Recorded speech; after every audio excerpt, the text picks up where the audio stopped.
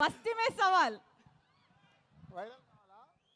Sreemukhi viral కావాలా? Sir please sir. ఏం దావా చేసుకుందామా?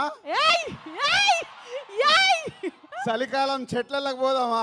ఓయ్ ఫ్యాంటాస్టిక్ సార్ మా నిజామాబాద్ లో ఫేమస్ మటన్ చెట్లకి వెళ్ళి తెల్లగలు సార్. అప్పు మార్నింగ్ తీస్తే ఫ్రెష్గా తాగితే నీరాది వేరే లెవెల్లో ఉంటుంది. ఏయ్ మా వాళ్ళకి సినిమా కంటే మన దగ్గర సినిమాలు ఇవన్నీ తక్కువ కాబట్టి మీ దగ్గరికి వెళ్ళి రియాక్షన్ అదే తక్కువ వస్తుందని మా డైరెక్టర్ చెప్పా. ఆంధ్రాలో వెళ్తే సినిమాకు ఒక వైబ్ ఇస్తారు, మన దగ్గర అయితే తెల్లగల్లికి మటన్కి వైబ్ ఇస్తాం. అందరికి నమస్కారం. నిజామాబాద్ ఇంతకుముందు ఒకసారి ఇక్కడ ఫిదా ఫంక్షన్ చేసాం. ఆ రోజు వర్షం పడి సరిగ్గా జరగలేదు. సో మొన్న అనిల్ రావిపూడి సార్ నిజామాబాద్లో ఫంక్షన్ చేద్దాం అన్నాడు. నేనేమో గేమ్ చేంజర్ అని మొత్తం దేశం అంతా తిరుగుతున్నాను. సో అనిల్, శిరీష్ గారు, వెంకటేష్ గారు ఈ సినిమాని వాళ్ళ భుజాల మీద వేసుకొని 72 రోజుల్లో ఫినిష్ చేశారు ఇంత పెద్ద సినిమాని. సో నిజామాబాద్లో ఈవెంట్ అనుకున్నప్పుడు తప్పకుండా ప్లాన్ చేద్దామని మా సుధాకర్కి వీళ్ళకి అప్పచెప్తే ఇమీడియట్గా ఇది ఈవెంట్ ఇక్కడ ఆర్గనైజ్ చేశారు. ఫస్ట్ టైం నాకు తెలిసి నిజామాబాద్లో ఫుల్ ప్లేడ్జ్ ఒక సినిమా ఈవెంట్ జరగడం. దానికి Sudhakar and police department and collector గారికి అందరికీ ఇంత తక్కువ టైంలో మాకు ఇవన్నీ ఇలా చేసి పెట్టినందుకు మీ అందరికీ పేరు పేరున ధన్యవాదాలు. నిజామాబాద్ అంటే ఎప్పుడో చిన్నప్పటికీ వెళ్ళిపోవాలి. ఇక్కడ పిక్చర్ ప్యాలెస్లో, విజయ్ థియేటర్లో, లలితామహల్లో, రాజారాజేంద్ర థియేటర్లో, నటరాజ్ థియేటర్లో రూపాయి చారణ టికెట్లో సైకిల్ మీద వెళ్ళి నేను శిరీష్ సినిమాలు చూసేవాళ్ళం 1980స్లో. అలా సినిమాల మీద ఇష్టం పెరిగి సినిమా ఫీల్డ్లోకి వస్తామని కూడా మాకు తెలియదు, కానీ ఆ ఇష్టం ప్రతి సినిమాలు చూడాలని. ఇక్కడ నాగేశ్వరరావు ఉన్నారు, పిక్చర్ ప్యాలెస్లో మాకు రూపాయి చారణ టికెట్ ఇచ్చి కూర్చోబెట్టేవాడు. తర్వాత లలితామాల్ థియేటర్లో రూపాయిన్నర టికెట్ వెనకాల లైన్ ఉండేది. అప్పుడు మా దగ్గర 5 రూపాయలు తీసుకొని వస్తే సినిమా చూసిపోవాలి ఇద్దరం. మధ్య ఇంటర్వెల్లో 50 పైసలు పెట్టి పాప్కార్న్ కొనుక్కోవాలి 5 రూపీస్లో. చాలా సినిమాలు చూస్తూ ఎదుగుతూ ఈరోజు అదే నిజామాబాద్లో మా 58వ సినిమా ఈవెంట్ చేయడం అనేది చాలా గర్వంగా ఉంది. దానికి చాలామంది దర్శకులు, చాలామంది హీరోలు, సో హోల్ ఎంతో సపోర్ట్ చేస్తే మేము ఈరోజు ఈ పొజిషన్లో ఉన్నాము. సో ఈరోజు ఈ సంక్రాంతికి వస్తున్నాం. ముందు దర్శకుడు అనిల్ రావిపూడి గురించే మాట్లాడాలి. అనిల్ రావిపూడి ఒకసారి మా సినిమాకి వంశీ పైడిపల్లి దగ్గర రైటర్గా వచ్చి వెళ్ళాడు ఒక సినిమాకి. తర్వాత పటాసన్ సినిమా తీసినప్పుడు ఆ సినిమా డబుల్ పాజిటివ్ నాకు చూపించడానికి ఎన్టీఆర్ ఆర్ట్స్ హరి సినిమా చూపించాడు.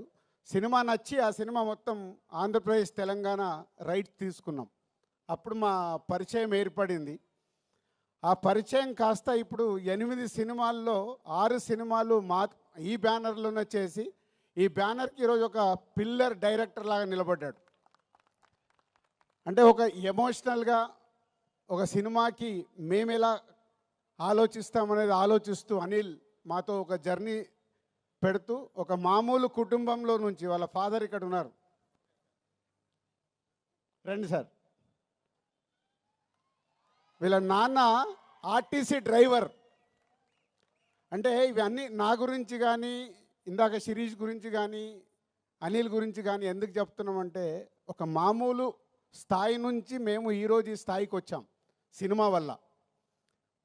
వాళ్ళ ఫాదర్ ఆర్టీసీ డ్రైవర్. సినిమా పైన ఇంట్రెస్ట్తో అనిల్ హైదరాబాద్కి వచ్చిన తర్వాత రైటర్ కాస్త డైరెక్టర్ అయ్యి ఈరోజు ఒక తెలుగు ఫిలిం ఇండస్ట్రీలో ఒక టాప్ డైరెక్టర్గా, వన్ ఆఫ్ ద టాప్ డైరెక్టర్గా నిలబడ్డాడు. ప్రతి సినిమా దాన్ని ఎలా. అందరికీ నమస్కారం. మన మధ్య నిజామాబాద్లో మేము సంక్రాంతికి వస్తున్నాం ఈవెంట్ చేయడం జరిగింది. అది నిజామాబాద్ పట్టణంలో ఫస్ట్ టైం. ఇంతకుముందు ఎప్పుడు మన దగ్గర సినిమా ఈవెంట్స్ పెద్దగా జరగవు.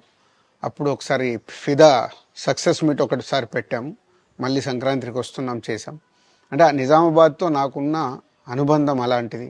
నిజామాబాద్ జిల్లా వాసిగా అక్కడ ఈ సినిమా ఈవెంట్ చేయాలని చేయడం జరిగింది. పోతే ఆ ఈవెంట్లో నేను మన కల్చర్లో ఉండే మన దావత్ గురించి, మటను తెలగలు గురించి సంబోధించాను. నేను ఆ మాటలలో తెలంగాణ వాళ్ళని నేను అవమానించానని, తెలంగాణ మీద హేళన చేశానని కొంతమంది మిత్రులు కామెంట్స్ చేసి సోషల్ మీడియాలో పెట్టారని తెలిసింది. నా ఉద్దేశం అదే స్పీచ్లో లాస్ట్లో చెప్పడం జరిగింది. తెలంగాణ మన కల్చరు, మన దావత్తు నేను మిస్ అవుతున్నాను. సంక్రాంతికి 2 సినిమాలు రిలీజ్ అయ్యాక మన తెలంగాణ కల్చర్ దావత్ని నాకు చేసుకోవాలని ఉందని. సో మన కల్చర్ని అభిమానిస్తాను నేను. అదే అర్థం చేసుకోకుండా దాన్ని కొందరు సోషల్ మీడియాలో రాద్ధాంతం చేస్తున్నారని తెలిసింది. నిజంగా మీరందరూ ఆ మాట వల్ల ఏదైనా హర్ట్ అయి ఉంటే నన్ను క్షమించండి. ఎందుకంటే నా ఉద్దేశం అది కాదు. ఎందుకు చెప్తున్నానంటే, నేను నిజామాబాద్ జిల్లా బాన్సువాడలో ఫిదా అనే సినిమా షూటింగ్ చేసి ప్రపంచవ్యాప్తంగా ఆ ఫిదా సినిమా ఎంత అప్లాజ్ వచ్చింది, భానుమతి క్యారెక్టర్కి, మన తెలంగాణలో ఉండే కల్చర్కి ఆ సినిమా ఎంత ఒక ఫ్యామిలీ ఎమోషన్స్కి ఎంత విలువ ఇస్తామనేది చెప్పడం జరిగింది ఆ సినిమాలో. అది ప్రపంచవ్యాప్తంగా ఫిదా సినిమా ఎంత పెద్ద హిట్ అయిందో మీ అందరికీ తెలుసు. అలాగే బలగం అనే సినిమా తీసినప్పుడు తెలంగాణ సమాజం మొత్తం మమ్మల్ని అభినందించింది. తెలంగాణ ప్రజలందరూ ఆ సినిమాను ఆదరించి ఇది మా సినిమా అని గుండెలకు హత్తుకున్నారు. అన్ని రాజకీయ పార్టీలు ఆ సినిమాని అప్రిషియేట్ చేస్తూ మమ్మల్ని ప్రతి ఒక్క స్టేజ్ దగ్గర తీసుకెళ్ళి అభినందించారు, అన్ని రాజకీయ పార్టీలు. సో ఒక తెలంగాణ వాసిగా ఒక తెలంగాణని అభిమానించే నేను తెలంగాణని హేళన చేస్తానని ఎలా అనుకున్నారో నాకు తెలియదు. పోతే దాంట్లో ఏదైనా మీ కమ్యూనికేషన్లో తప్పుగా అర్థమైంటే నన్ను క్షమించండి. మీ మనోభావాలు ఆ కొందరు ఎవరైతే దెబ్బతిన్నాయని అనుకుంటున్నారో వాళ్ళందరికీ నా విజ్ఞప్తి, మీ మనోభావాలు దెబ్బతింటే నన్ను క్షమించండి. ఇప్పుడు నేను ఒక సినిమా ఇండస్ట్రీ ఫెటర్నీ నుంచి ఎఫ్డిసి చైర్మన్గా అయ్యాను. సో మీ అందరికి తెలుసది. సో ఇటు సినిమా ఇండస్ట్రీకి అటు ప్రభుత్వానికి మధ్యలో ఉంటూ సినిమా ఇండస్ట్రీకి అవసరపడ్డట్టుగా నేను అన్ని సహాయ సహకారాలు చేస్తూ ఈ హైదరాబాద్లో హెల్దీ వాతావరణము, తెలుగు సినిమాకి, తెలంగాణలో అభివృద్ధి చెందాలనుకునే యువతకి అందరికీ నేను ఉపయోగపడేలాగా ఉండాలి. మొన్న అలాగే పవన్ కళ్యాణ్ గారు కూడా చెప్పారు, యూత్ చాలా ఉన్నారు, వాళ్ళందరికీ కూడా సినిమా ఇండస్ట్రీలో ఇష్టం ఉన్న వాళ్ళని అప్గ్రేడ్ చేసి చేయాలని. ఆ ప్రభుత్వంతో కూడా అక్కడ సినిమాలో కావాల్సిన అందరినీ డెవలప్ చేస్తూ వాళ్ళందరూ మళ్ళీ తెలుగు సినిమాకే, తెలంగాణలో నేర్చుకున్న, ఆంధ్రాలో నేర్చుకున్న వాళ్ళందరూ తెలుగు సినిమాకే ఉపయోగపడతారు. సో అందరికీ, తెలంగాణలో ఉండే అన్ని రాజకీయ పార్టీలకి నా విజ్ఞప్తి, నన్ను రాజకీయాల్లోకి లాగకండి. అలాగే ఎఫ్డిసి అనేది కూడా సినిమాకి ఉపయోగపడేలాంటి అభివృద్ధి పనుల గురించి అవే చేస్తాను తప్పితే అది రాజకీయాలకు సంబంధించింది కాదు.